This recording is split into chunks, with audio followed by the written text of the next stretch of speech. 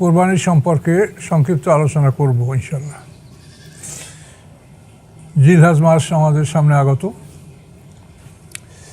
তো এই কোরবানির সময় জিলহজ মাসের 10 তারিখ ঈদের নামাজ আদায় করার পরে কোরবানির সময় শুরু হবে। পৃথিবীর সর্বত্র কোরবানি হয়, এই জন্য যে অঞ্চলে যেভাবে চাঁদ দেখা যায় সেই চাঁদ অনুযায়ী প্রত্যেকটা অঞ্চলের মানুষ সেই তাদের চাঁদ অনুসারে জিলহজ মাসের 10 তারিখ যেদিন হয়, এই জিলহজ মাসের 10 তারিখ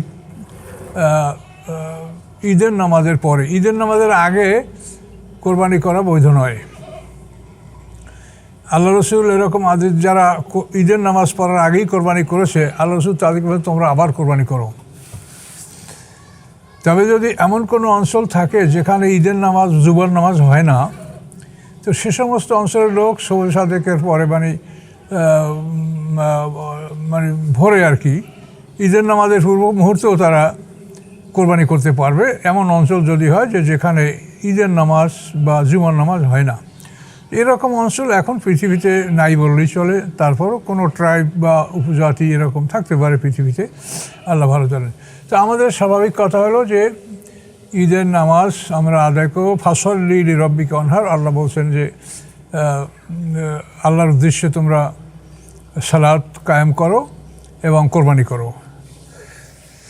তো কোরবানির সময় 10 তারিখ ঈদের নামাজ পাঠ করার পরে কোরবানির সময় শুরু হয়। ঈদের নামাজটা সাধারণত আমরা সূর্যোদয়ের পরে, যদি আমরা আমাদের চোখের দৃষ্টিতে মনে হয় যে সূর্যটা 12 হাত উপরে উঠেছে, কেতাবের ভাষা হলে এক বল্লম পরিমাণ, তো বল্লমের যে হাতলটা ওটা সাধারণত 12 হাত পর্যন্ত লম্বা হয়। তো চোখের দৃষ্টিতে যখন একটা মানুষ দেখবে যে সূর্যটা অন্তত 12 হাত উপরে উঠেছে, তখন ঈদের নামাজ পড়ার প্রকৃত সময়, এবং এটা দ্বীপ্রহরের আগ পর্যন্ত পড়তে পারবে। তো এভাবে ঈদের নামাজের পরে আমাদের কোরবানি এমন একটা বিধান যেটা আদম আলাইহিস সালামের যুগেও চালু ছিল। তো আগে আমরা কোরবানির সময়টা বলে শেষ করি। তো আপনার 10 তারিখের কোরবানি ঈদের নামাজের পর থেকে আমাদের কোরবানির ওয়াক্ত শুরু হয়। এরপরে জিলহজ মাসের 10 তারিখ, 11, 12 তারিখের সূর্যাস্ত পর্যন্ত এই কোরবানির সময়, এই 3টা দিন, এই 3 দিনে এই সময়ের মধ্যে দিবা রাত্রি যে কোনো সময় কোরবানি করা বৈধ। এটা হলো সময়। এই 12 তারিখ সূর্যাস্তের মধ্যে যদি কোরবানি সম্পন্ন না করা হয়, তাহলে কোরবানি তার জিম্মা থেকে গেল। 13 তারিখ বা তারপরে কোরবানি করলে এই গোশত তো আর খাওয়ার যোগ্য থাকবে না, এটা সম্পূর্ণ এতে মিসকিনকে দান করে দিতে হবে। কোরবানির এই দিনগুলি হচ্ছে আল্লাহর পক্ষ থেকে দাওয়াত। এই কোরবানি পূর্ববর্তী উম্মতের উপরে এটা খাওয়া বৈধ ছিল না। কোরবানি ছিল কিন্তু গোশত খাওয়া বৈধ ছিল না। কোরবানির বস্তুটা একটা উঁচু স্থানে রাখা হতো, এবং যদি কবুল হয় তো আকাশ থেকে আগুন নেমে এসে এই কোরবানিটা খেয়ে ফেলতো। আর যদি কবুল না হয় তো ওই কোরবানি ওখানেই থাকতো। হয়তো পশু পাখি, হিংস্র প্রাণী যার ভাগ্যে আছে সে ওটাকে খেয়ে ফেলতো, কিন্তু কোরবানি কবুল হয়নি এটা বোঝা যেত যদি আকাশ থেকে আগুন না নামতো। এটা কোরআনেও বলা আছে, ইয়াতিনা বে কোরবানেন তাকুলুহুন নার। মুশরিকরা দাবি করছে যে আমাদের জন্য এমন কোরবানি নিয়ে আসা হোক যে কোরবানি আগুনে খেয়ে ফেলে। তখন আল্লাহ তার জবাব দিয়েছেন যে এই কোরবানি নিয়ে যারা আসছিল, তোমরা তাদের সাথে কি ব্যবহার করেছো? তাদের কথা কি মেনেছ? সেই নবী রাসূলদের কথা কি তোমরা শুনেছ? কাজে এটা দাবি হলো তোমাদের এটা অযৌক্তিক দাবি। তো এই কোরবানি আদম আলাইহিস সালামের 2 সন্তান হাবিল এবং কাবিল কোরবানি করে, যেটা কোরআনের 6ষ্ঠ পারায় উল্লেখ আছে। তো সে সময় কোরবানি খাওয়ার বিধান ছিল না এবং জবে করারও প্রয়োজন ছিল না। ওটা পশুটা জানত, অথবা অন্য পশু ছাড়াও অন্য কিছু কোরবানি করা বৈধ ছিল। সেটা উঁচু স্থানে রাখলে কবুল হলে আল্লাহর পক্ষ থেকে আকাশ থেকে আগুন নেমে কোরবানিটা খেয়ে ফেলতো, আর কবুল না হলে ওটা অভাবে পড়ে থাকতো। এরপরে ইব্রাহিম আলাইহিস সালাম পশু জবে করেছেন আল্লাহর হুকুমে। তিনি সন্তানকে জবে করার জন্য এই প্রস্তুতি নিয়েছি। এগুলো আমাদের অন্য আলোচনায় আসে, হজের মধ্যে আসে, দেখেন।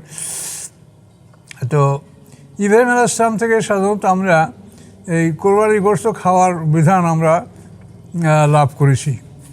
তো এই কোরবানি আমরা কিভাবে দিব? কোরবানি দেওয়ার জন্য গরু, মহিষ, ছাগল, ভেড়া, দুম্বা এই পশুগুলো দিয়েই কোরবানি করা যাবে। কোনো জঙ্গলি পশু গৃহপালিত নয়, যেমন হরিণ, তারপরে নীলগাই, তারপরে জঙ্গলি গাধা, এই সমস্ত পশু খাওয়া হালাল, কিন্তু এর দ্বারা কোরবানি হবে না।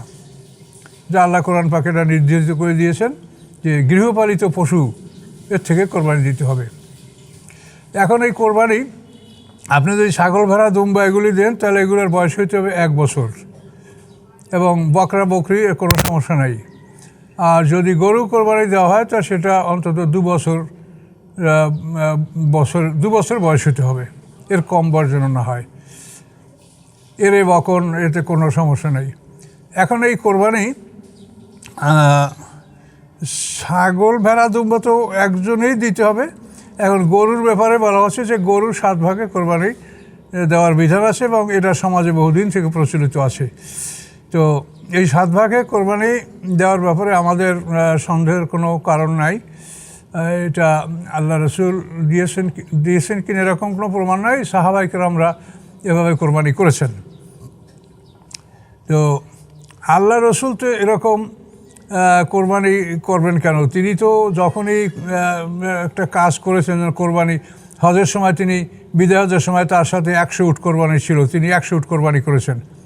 63টা নিজে জবাই করেছেন, বাকি 37টা আল্লাহ রসুলের পক্ষ থেকে হযরত আলী রাদিয়াল্লাহু তাআলা জবাই করেছেন।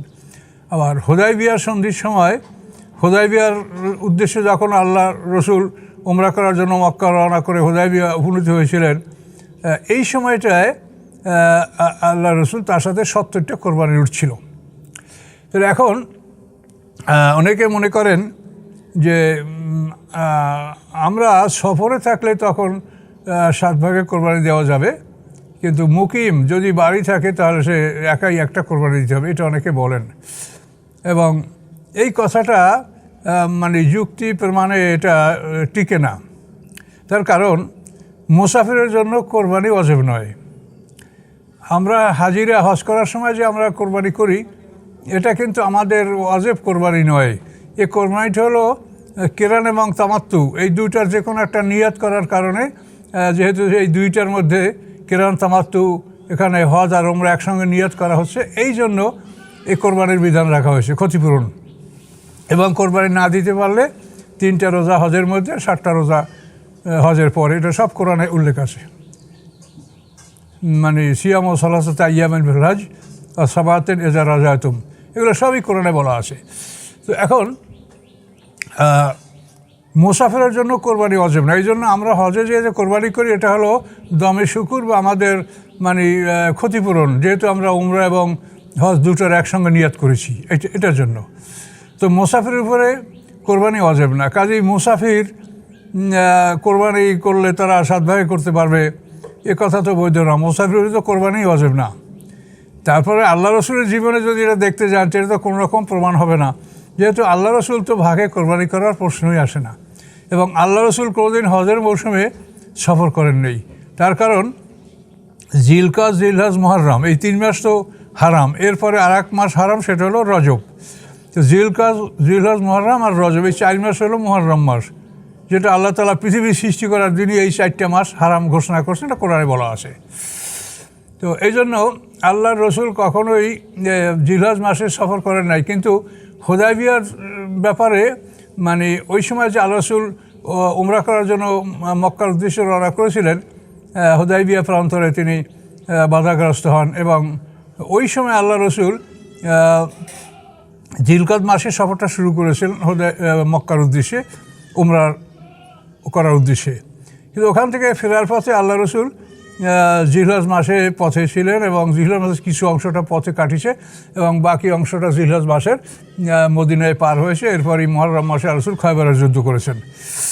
তো এখানে আবার প্রশ্ন যে মুহররম মাসে, তার কারণ এই মুহররম মাসেই খয়বরের লোকেরা মুসলমানদের উপরে আক্রমণ করেছিল, এবং মুসলমানদের অন্তত একজন মুসলমান তারা শহীদ করেছিল। তো এইটার প্রতিশ্রুতি, যেহেতু এটা কোরআনে বলা আছে যে ওরা যদি মুহররম মাসে যুদ্ধ করে তা তোমরাও করতে পারবে, এই জন্য কিন্তু মুহররম মাসে আল্লাহ রসুল এই খয়বরের অভিযান পরিচালনা করেছিলেন। এই বিষয়গুলি আপনি সবই কোরআন থেকে পাবেন, এগুলি সব কোরআনে আছে। তাহলে এখন কোরবানির বিধান হলো যে গরু আপনি একা দিতে পারবেন, দুজন মিলে দিতে পারবেন, তিনজনে দিতে পারবেন, চারজনে পারবেন, পাঁচজনেও মিলে দিতে পারবেন, ছয়জনে পাবেন, সাতজন সর্বোপরি। সাতজন আর বেশি আপনারা একটা গরুতে ভাগ হতে অংশীদার হতে পারবেন না। তো এখন এখানে শর্তটা হলো যে সাতজন মানুষ যদি একই রকমের ইমানদার মোত্তাকিন হয় তো প্রত্যেকেই একটা গোটা গরুর সওয়াব পাবে। আর যদি কেউ মোত্তাকি না হয় বা ইমানের আমলের ত্রুটি থাকে তো এর জন্য যদি একজনের কোরবানি নষ্ট হয় ভাগীদের মধ্যে, তো সাতজনের কোরবানি নষ্ট হয়ে যাবে। এই জন্য ভাগে কোরবানি দেওয়াটার ব্যাপারে খুবই সতর্ক হতে হবে যে আপনি সাতজন না হয় দুজন তিনজনে মিলেও একটা দিতে পারেন, কিন্তু এই মানুষগুলি এমন হতে হবে যে মানুষগুলির প্রতি আপনার আস্থা এবং বিশ্বাস যে তারা ইমানদার মোত্তাকিন এবং সমস্যা নাই, এরকম লোক মিলিয়ে আপনাদেরকে কোরবানি দিতে হবে। আর এগুলি যদি না দেখে শুধু আপনারা ওই মানুষ দেখেন যে কোথায় ভাগি পাওয়া যায়, কোথায় ভাগ খুঁজে খুঁজে ভাগি মিলে আপনারা বেনামাজি নামাজি সব মিলে একাকার করে আপনারা কোরবানি দিবেন, এটা হবে না। এ কোরবানি আপনাদের সবারই বরবাদ হবে। কোরবানি একটা বিরাট সওয়াবের ব্যাপার। আমরা তাফসীর প্রায় আপনারাও দেখতে পাবেন যে ইব্রাহিম আলাইহিস সালাম যখন আগুন থেকে বেরিয়ে আসছিলেন, তিনি তো নমরুদের আদেশ, নমরুদই বলছিলেন তুমি যদি পারো তো ওখান থেকে বেরিয়ে আসো। ইব্রাহিম আলাইহিস সালাম বেরিয়ে আসছিলেন, তখন নমরুদ বলছিল নেমার রব্ব ইব্রাহিম, যে ইব্রাহিমের রবই হচ্ছে উত্তম রব। এরপরে নমরুদ ইব্রাহিম আলাইহিস সালামকে বলছিলেন যে আমি 400 গরু কোরবানি করব। ইব্রাহিম আলাইহিস সালাম বললেন যে আপনি যদি আপনার এই দিন ত্যাগ না করেন তা আপনার এই কোরবানি আল্লাহ কবুল করবে না। নমরুদ বলল আমি যদি আমার দিন ত্যাগ করি তাহলে আমি তো এই যে রাজা আমার গদি এটা আমার থাকবে না, কাজে আমি দিন ত্যাগ করবো না। তাহলে নমরুদও কোরবানি করেছে, সওয়াব হয়। আমাদের সমাজেও যারা সারা বছর রোজা নামাজ ঠিকমতো আদায় করে না, শুধু নামে মাত্র মুসলমান, কিন্তু তারাও কিন্তু কোরবানির সময় বড় বড় কোরবানি করে, তারা অধিকাংশ এরকম লোকই সম্পদশালী হয়ে থাকে। তো এই কোরবানি তারা করলে এখন এটা কবুল বিনা না কবুল হওয়া না হওয়া এটা সম্পূর্ণ আল্লাহর উপরে, আমরা এটার উপরে ফতুয়া দিব না। আমরা বলবো যে আল্লাহ যেটা কোরআনে বলেছেন লা ইয়ানাল আল্লাহ লুহুমুহা ওয়ালা দিমাউহা ওয়ালাকিন ইয়ানালুত তাকওয়া মিনকুম, যে কোরবানির রক্ত মাংস আল্লাহর কাছে পৌঁছে না, পৌঁছে তাকওয়া। এখন তাকওয়া যদি না থাকে তো আল্লাহর কাছে কি পৌঁছবে, আমরা কি পাবো? এই জন্য তাকওয়ার বিষয়টা অর্থাৎ সর্বস্তরে আল্লাহকে ভয় করা, আল্লাহর শরীয়ত যেটা আল্লাহর বিধান যেটা আছে সম্পূর্ণ শরীয়তকে মেনে চলার চেষ্টা করা। তো এই জন্য এগুলি দেখে শুনে আপনারা ভাগে কোরবানি দিবেন। যদি সম্ভব না হয় তো আপনি সংক্ষিপ্ত আকারে আপনি ছাগল দেন, বকরি দেন, এটা আপনি দিতে পারেন। এখন এই কোরবানিটা হলো যাদের উপরে জাকাত ওয়াজিব, যারা মালিক নিসাব তারা কোরবানি দিবে। তো জাকাতের নিসাব সম্বন্ধে আপনাকে ইতিপূর্বে বহু আলোচনা এগুলি আছে যে 52.5 তোলা রূপার মূল্যের সমমূল্য সম্পদ থাকবে, অথবা 7.5 তোলা স্বর্ণের মূল্য পরিমাণ সম্পদ থাকবে। এই নেশাব মালিকের নেশাব যারা তারা জাকাত দিবে। এখন প্রত্যেকটা ব্যক্তি আপনার সংসারে যদি আপনারা 5 জন থাকেন এবং 5 জনও যদি চাকরিজীবী হন, প্রত্যেকেই পৃথক পৃথক আয় করেন, খাওয়া দাওয়া আপনারা এখানে করতে পারেন, কিন্তু আয়টা যদি প্রত্যেকেরই পৃথক পৃথক আয়, প্রত্যেকেই যদি মালদার হন তো প্রত্যেকের উপরে কোরবানি ওয়াজিব। এটা শুধু একটা গোশত খাওয়ার ফাংশন না, এটা হলো একটা আল্লাহর বিধান। বিধানটা হলো যে মালের মালিক সে কোরবানি করবে। আপনার স্ত্রী যদি মালের সম্পদের মালিক হয় তো তার উপরে কোরবানি ওয়াজিব। কাজে এই জন্য ছেলে পিতা যেই হোক মালের মালিক যদি হয় এবং সেই মালিকের নিসাব অর্থাৎ জাকাত দেওয়ার পরিমাণ সম্পদ যদি তার থাকে কোরবানির দিনে, তাহলে তার উপরে কোরবানি ওয়াজিব। এটা আপনাদেরকে লক্ষ্য রাখতে হবে। এক সংসারে সবাই আসে কিন্তু একটা কোরবানি দিয়ে দিল না, এটা হবে না। আপনি একই পরিবারের লোক হলে আপনার হয়তো একটা গরু আপনারা নিজেদের মধ্যে প্রত্যেকের পক্ষ থেকেই নিয়াত করে যে অমুক অমুকের পক্ষ থেকে আমরা এই কোরবানিটা দিলাম। কোরবানির ব্যাপারে একটা কথা বলা হয়, সেটা মানুষ ভুলতেই পারে না। আমরা এই কোরবানিটা কার নামে, আমার নামে বা অমুকের নামে না, নামে না, বলতে হবে আমার নিজের পক্ষ থেকে, আল্লাহর নামে কোরবানি আমার পক্ষ থেকে বা অমুকের পক্ষ থেকে। এই কোরবানি আপনি নিজের পক্ষ থেকে আদায় করার পর অন্যদের পক্ষ থেকে যদি আদায় করেন তাও করতে পারবেন। যেমন আপনি মনে করেন যে আমার মা ইন্তেকাল করেছেন, আমি তার পক্ষ থেকে একটা কোরবানি করবো, নিয়ত করে আপনি এই কোরবানি করতে পারেন। এবং এটার গোশত খাতেও কোনো সমস্যা নাই, আপনি এটা খেতে পারবেন। তো এইভাবে আপনি আপনার কোনো নিকটতম আত্মীয় স্বজনের পক্ষ থেকে আপনি কোরবানি করতে পারেন সওয়াবের উদ্দেশ্যে, এতে কোনো সমস্যা নেই এবং এর গোশত খাইতেও কোনো সমস্যা নেই। তবে একটা বিষয় আছে, কোরবানি যদি কেউ মানত করে, সেই মানত কোরবানির গোশত খাওয়া যাবে না। আমাদের সমাজের লোক অনেক সময় এভাবে মানত করে যে গরুটা অসুস্থ হয়ে পড়ছে, আল্লাহ এই গরুটা ভালো হইলে এটা কোরবানি দেবো, তো একটা মানত হয়ে গেল। যদি এই গরুটা ভালোই হয় তো আপনার এই মানত পূরণ করা অজেব হয়ে গেল, তাহলে এই কোরবানিটা আপনার দিবেন কিন্তু এটার গোশত আপনি খেতে পারবেন না। কাজে মানত করা কোরবানির গোশত খাওয়া যাবে না, এছাড়া অন্য সকল কোরবানির গোশত খেতে হবে। এখন এরকম যে মানত করেছে সে ওই গরুটা মানত হিসাবেই মানত পূরণ করে ওটা যাবে মানতে, কিন্তু এটাই তার ব্যক্তিগত কোরবানি আদায় হবে না। তার ব্যক্তিগত কোরবানি যদি মাল হয় তো আলাদা কোরবানি করতে, এগুলো লক্ষ্য রাখতে হবে। তো কোরবানি গোশত আমরা আল্লাহ কোরআনে যেটা বলেছেন, মানে কোরআনে আল্লাহ বলছেন যে এর থেকে তোমরা কানে আল মতাররা, অর্থাৎ ভিক্ষুক এবং দুস্থ অভাবগ্রস্তদেরকে এর থেকে তোমরাও খাও এবং গরিব দুঃখীদেরকে এর থেকে দান করো।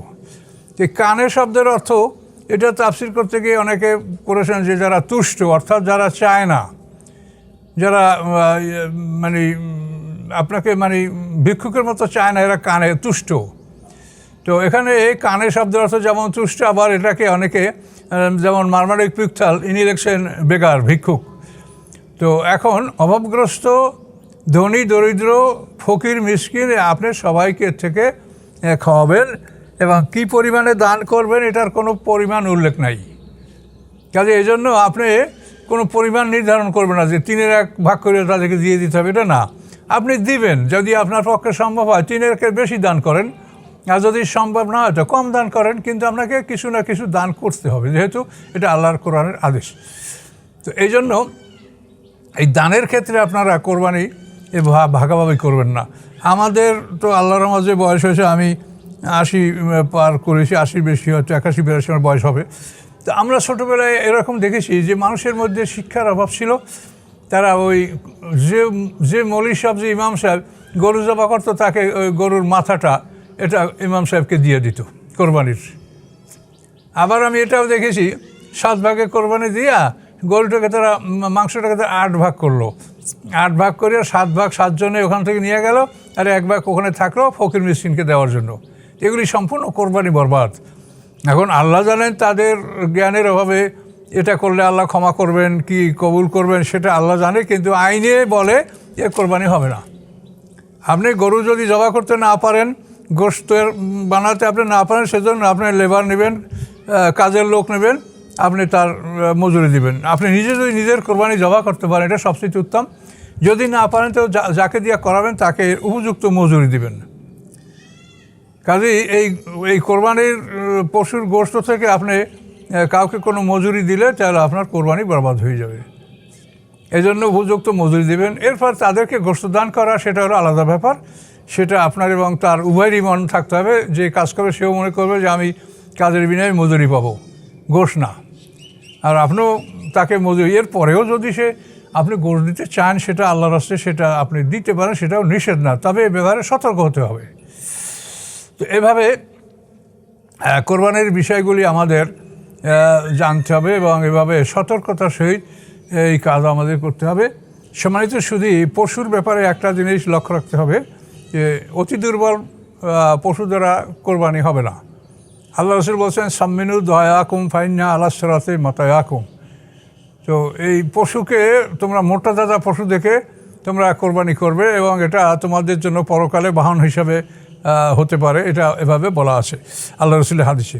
এবং এটার শরীয়তের মাসলা হলো যে পশু যদি এত দুর্বল হয় যে তার হাড্ডির মধ্যে যে একটা মজ্জা থাকে, হাড়ের মজ্জা, এইটা হাড্ডি কাটলে যদি মজ্জাটা দেখা যায় যে পানির মতো বের হয়ে যাচ্ছে, ওর মধ্যে মানে শক্ত মজ্জা নাই, তাহলে এটাকে বলে আজভা আরবিতে। তো এ ধরনের পশু দ্বারা কোরবানি হবে না।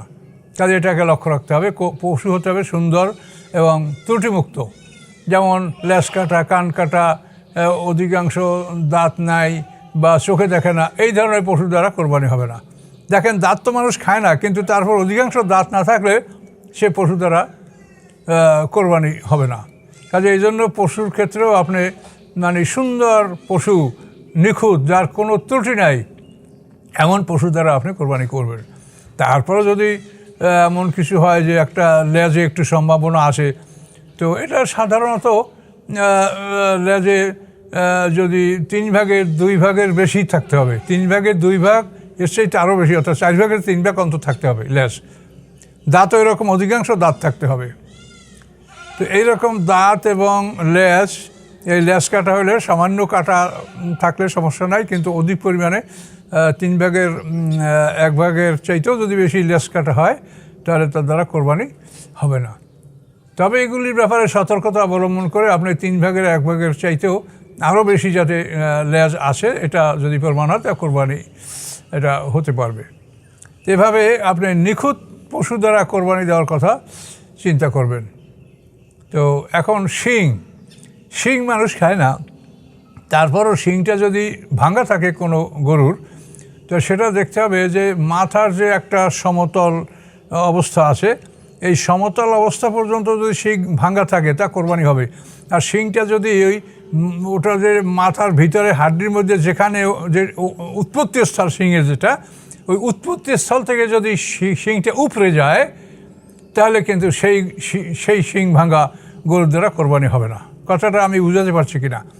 অর্থাৎ শিংটা ভেঙে গেছে কিন্তু মাথার সমান সমান আছে, কিন্তু শিংয়ের উৎপত্তি স্থল মাথার হাড়ের ভিতরে, যেখানে ওই উৎপত্তি স্থল থেকে যদি শিংটা উপরে যায়, এইরকম শিং ভাঙা পশু দ্বারা কোরবানি কিন্তু হবে না। কাজে এই সমস্ত ব্যাপারে এবং গরুর চক্ষুগুলি ঠিক আছে কিনা এটার জন্য কেতাবের বিধান দেওয়া আছে যে 2টা চোখের একটা ভালো একটা যদি ত্রুটিপূর্ণ হয় তাহলে যে চক্ষুটা ভালো আপনি সেই চক্ষুটা খোলা রেখে আর খারাপ চক্ষুটা বন্ধ রেখে আপনি তার খাবার দেন। তো ওই ভালো চক্ষু দ্বারা কত দূর থেকে সে খাবার চিনতে পারছে গরুটা, ওইটা চিহ্নিত করেন। তারপরে ভালো চক্ষুটা বন্ধ করে মন্দ চক্ষুটা, ত্রুটিপূর্ণ চক্ষুটা খোলা রাখেন। ওই চক্ষু দ্বারা দেখেন সে কত দূরে খাবার দেখতে পাচ্ছে। সেখানে যদি এমন হয় যে 3 ভাগের 1 ভাগ দূরত্ব কমানোর পরে দেখতে পাচ্ছে, তাহলে কোরবানি হবে। আর যদি দেখা যায় না, অর্ধেক দূরত্ব না আসলে চোখে ওটা দেখতে পাচ্ছে না, তাহলে মনে করবেন যে এই ত্রুটিটা মানে অর্ধেকের বেশি। এমতো ত্রুটিপূর্ণ চোখ বিশিষ্ট চক্ষু দ্বারা কোরবানি হবে না। তো এক কথায় আমরা এগুলির মধ্যে না গিয়ে, বর্তমানে তো পৃথিবী অনেক উন্নত, আজকালকার গরু বাছুর খুব সুন্দর সুন্দর নাদুস সবই। আমরা ছোটোবেলায় দেখতাম যে হাড্ডিসার গরু এরকম হাটে ঘাটে বেচা কেনা, এবং ভাদ্র মাসে হাল চাষ করার পরে অনেক গরু মরে যাওয়া, খালে ফেলে দেওয়া। তো এ সমস্ত দৃশ্য কিন্তু এখন খুব কম দেখা যায়। তারপরও শরীয়তের বিধান এটা আমরা বলার জন্য এই পশু সম্পর্কে আপনাদের সতর্ক করলাম যে পশু এরকম সুন্দর হতে হবে। এবং পশুর চামড়া বিক্রি করলে এই চামড়াটার মূল্য আপনারা 7 ভাগ করে বা যে কয় ভাগে কিনছেন সেই ভাগে নিয়ে এই চামড়ার মূল্যটা সম্পূর্ণ পরিশোধ করতে হবে। কেউ যদি এটা পরিশোধ করতে ভুলে যান তাহলে কিন্তু আপনার কোরবানি বরবাদ। এই জন্য এগুলো সতর্কতার সহিত লক্ষ্য রাখতে হবে, একে অপরকে স্মরণ করা দিতে হবে যেটা করেছি কিনা। তারপর যদি আপনি চামড়া, যেমন অনেকে ছাগলের চামড়া খায়, এটা যদি আপনি খেয়ে ফেলেন তা কোনো আপত্তি নেই, কিন্তু বিক্রি করলে এটার মূল্য দান করতে হবে। তো এই সমস্ত বিষয় সতর্ক রাখবেন। আবার অনেক ক্ষেত্রে কাজের লোকদের ব্যাপারে বলা আছে যে তারা কোরবানি গোশত খেতে পারবে কিনা। তো এখানে সমস্যাটা হলো যে কোরবানি গোশত সবাই খাইতে পারবে, আলাদা কোরআনই বলছে অভাবগ্রস্ত অভাবমুক্ত সবাই খাবে। কিন্তু কাজের লোকের ব্যাপারটা কি একটু সূক্ষ্ম জিনিস, একটা ক্রিটিক্যাল জিনিস আছে, সেটা বোঝে। সেটা হলো আপনি যে লোকটাকে কাজে নিয়োগ করেছেন, আপনার কর্মচারী, তার খাওয়া এবং বেতন দুটোই তার হলো, মানে খাওয়াটাও তার বেতনের অংশ আর বেতনটাও বেতন। তো এখন যে কর্মচারী তাকে আপনি খাবার দিবেন এটা আপনার উপরে ওয়াজিব। এখন সেই ওয়াজিব খাবার সেইটা তো আপনি কোরবানি গোশতে পূরণ করতে পারবেন না। কোরবানি করতে হবে ফ্রি খাওয়াবেন, এটার দ্বারা মানে আপনার যে ওয়াজিব, মানে যে খাবারটা দেওয়া আপনার ওয়াজিব, এটা যদি কোরবানি গোশত দেন তাহলে আপনার কোরবানি গোশতকে আপনি নিজে ব্যবহার করলেন নিজের স্বার্থে, মানে এটা বিক্রি করলেন আপনি, শ্রম বিক্রি। এই জন্য কর্মচারী যারা, তাদের জন্য আপনি নিয়মিত পাক যেটা সেটা রাখবেন এবং সেটা তাদেরকে দিবেন এবং কোরবানি গোশতটা অতিরিক্ত দিবেন, যে তোমাদের স্বাভাবিক খাবার এটা আর কোরবানি গোশতটা এরা আল্লাহর রাস্তার খাবার এটা এই, তাহলে আর কোনো সন্দেহ থাকবে না। কিন্তু যদি এমন হয় যে কোরবানি গোশতই পাক করেছেন, কর্মচারীদের জন্য আলাদা পাক করা হয় নাই, কর্মচারী যারা বিভিন্ন কাজে দোকানে পাঠে কোনো পরিবারের অনেক কর্মচারী থাকতে পারে, কাজেই তাদের জন্য আলাদা পাক করার বিষয় আছে। কাজে এই জন্য যদি এমন হয় যে কর্মচারীর জন্য আলাদা পাক করা হয় নাই, তাহলে কিন্তু আপনার কোরবানির গোশত এর দ্বারা আপনার কর্মচারী বেতন দেওয়া হবে। কাজে এই জন্য কর্মচারীদের জন্য নিয়মিত খাবার আপনারা প্রস্তুত রাখবেন এবং কোরবানির খাবারটা গোশতটা অতিরিক্ত তাদেরকে দিবেন, এই সতর্কতা অবলম্বন করতে হবে। তার কারণ আল্লাহর আইন মানার মধ্যেই হচ্ছে আমাদের মানে সওয়াব। আর ইসলাম মানেই তো আত্মসমর্পণ, অর্থাৎ আল্লাহ কি বলেছেন সেগুলি আমরা জেনে শুনে ধীরে ধীরে আমরা সেগুলি সবই পালন করব, এটার নাম ইসলাম। কাজে এই জন্য এই সমস্ত সতর্কতা এটা আমাদের অবলম্বন করতে হবে। এটার জন্য আপনি কষ্ট মনে করবেন না, এটা মনে করবেন যে একটা বিধান আমি সঠিকভাবে পালন করার জন্য এটাগুলো করছি। কাজে এসব ব্যাপারেও আপনারা সতর্ক থাকবেন। তো কোরবানি করার ব্যাপারে সমাজে কিছু কিছু বিতর্কিত বিষয় আছে, যেমন অনেকে মনে করেন যে খাসি করা পশু দ্বারা কোরবানি হবে কি না। অবশ্যই হবে, তার কারণ খাসি করা পশু এটা হালাল, এটা বৈধ, এটা আমরা সব সময় জবাই করে খাচ্ছি। তো এটা যদি কোরবানি না হয় তাহলে আমাদের খাওয়াও না জায়েজ হবে। একটা পশু যদি কোরবানি আল্লাহর কাজেই ব্যবহার না করে সেটা খাওয়া যাবে কেমন করে? কাজেই খাসি করা ছাগল গরু, যেটাকে ক্যাস্ট্রেটেড বলা হয় ইংরেজিতে, যে মানে তার বিচি ফেলিয়ে দেওয়া, এ পশু, এটা হলো পশুর একটা উন্নয়ন। এটাকে অনেকে তাবদিলে খালকিল্লা বলেন, এটা তো বুঝের ভুল। আমি এটা আগেও আমি ভিডিও দিয়েছি যে তাবদিলে খালকিল্লা আল্লাহ কোরআনে কি বলছে একটু ভালো করে পড়ে দেখেন। আল্লাহ সেখানে বলছে ফেতরাত আল্লাহ আল্লাতি ফাতারান্নাস আলাইহা তাবদিলে খালকিল্লা। ফেতরাত আল্লাহর ফেতরাত, এই ফেতরাতটা কি? ফেতরাত ইসলাম। আল্লাহ রসুল হাদিসে কথা বলেছেন, কুল্লু মাউলিদিন ইউলাদু আলা ফেতরাতেন, প্রত্যেকটা শিশু ইসলামের উপরে জন্মগ্রহণ করে। এই ফেতরাত হলো ইসলাম। এখানে গরু তোলানো না, এটা আপনারা ভুল বুঝছেন। ফেতরাত হলো ইসলাম, আর প্রত্যেকটা শিশুকে আল্লাহ তাআলা ইসলামের উপরে পৃথিবীতে পাঠিয়েছে। আমরা আলাস্তু বিরাব্বিকুম এই প্রশ্নে আমরা সবাই কালু বালা জবাব দিয়েছি সবাই। এরপরে আমাদের মৃত্যু দান করা হয়েছে, আমরা এভাবে ছিলাম, এখন আমরা পৃথিবীতে আসছি। এখন আল্লাহ বলেন যে আমি প্রত্যেকটা মানুষ, সে আমাকে আমার পরিচয় গ্রহণ করে আমাকে স্বীকৃতি দিয়েছে এবং এই অবস্থায় আমি তাকে বরজাকে রেখেছি, সেখান থেকে সে দুনিয়ায় আসে। এখন আল্লাহ বলেন যে তোমরা এই ফেতরাতের অর্থাৎ আমার এই দ্বীনের পরিবর্তন ঘটাও না, যেটা আল্লাহ রসুল পরিষ্কার হাদিসে বলেছেন যে কুল্লু মাউলিদিন ইউলাদু আলা ফেতরাতেন, সমস্ত সন্তানগুলি একটা ইসলামের উপরে জন্মগ্রহণ করে, সমস্ত সন্তানগুলি ইসলামের উপরে জন্মগ্রহণ করে। আবওয়াহু ইউহাব্বিদানি ইউ নাসরানি ইউ মাজলিসানি, তার পিতামাতা তাকে ইহুদি বানায়, খ্রিস্টান বানায়, অগ্নিপূজক বানায়, এটা পিতামাতার কাজ। তো এইটা নিষেধ করছে। তাবদিলে খালকিল্লা বলতে এই কথাটা আল্লাহ বলছেন যে আমি তাকে যে ইসলামের উপরে সৃষ্টি করেছি, ইসলামের উপরে আমি পৃথিবীতে পাঠিয়েছি, এইটা তোমরা পিতামাতা পাল্টাইও না। কাজে এই জন্য তাবদিলে খালকিল্লা মানেই খাসি করা নয়। তাবদিলে খালকিল্লা এটা দ্বীনের পরিবর্তন ঘটানো। তাবদিলে খালকিল্লা তো আমরা সবাই আমাদের জীবনে দেখেন, আমাদের জীবনে আমাদের দাড়ি চুল নখ কাটা খতনা করা, তা এগুলো তাবদিলে খালকিল্লা নয়? আপনি খতনা কারো করেন, তাহলে তো খতনা করে তাবদিলে খালকিল্লা হয়ে গেল। তাহলে খতনা করা আলেমদের পিছনে কি নামাজ হবে না হবে না?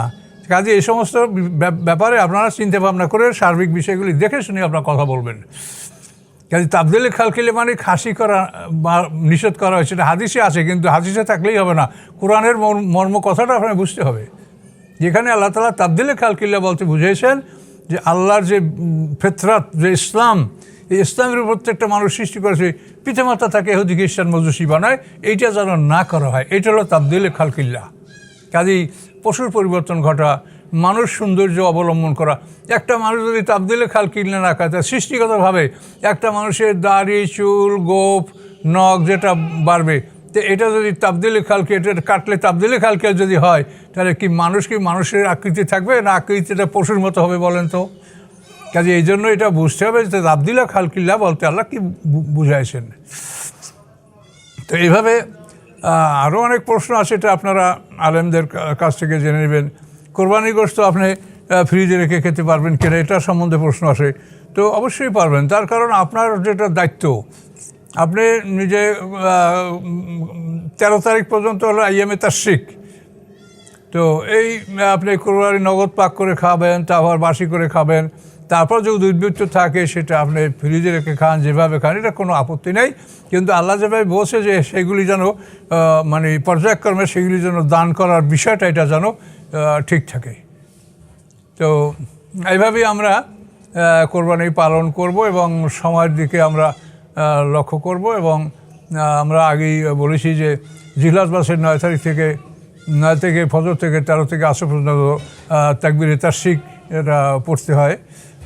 এটা আমরা পড়ব, যারা জামাতে নামাজ পড়ে তাদের জন্য এটা ওয়াজিব। আর অন্যদের পরে যদি ওয়াজিব না হয় তবুও ওটা তারা পড়বেন সবাই, তার কারণ এটা পড়লে সওয়াব আছে, তাতে তো কোনো সন্দেহ নাই। তো এভাবেই কোরবানির বিষয়টা আমরা আশা করি ইনশাল্লাহ সবাই আমরা এটা পালন করব। এ ব্যাপারে আমি আর কথা বাড়াতে চাই না। আসসালামু আলাইকুম রহমতুল্লাহ বারাকাতুহু।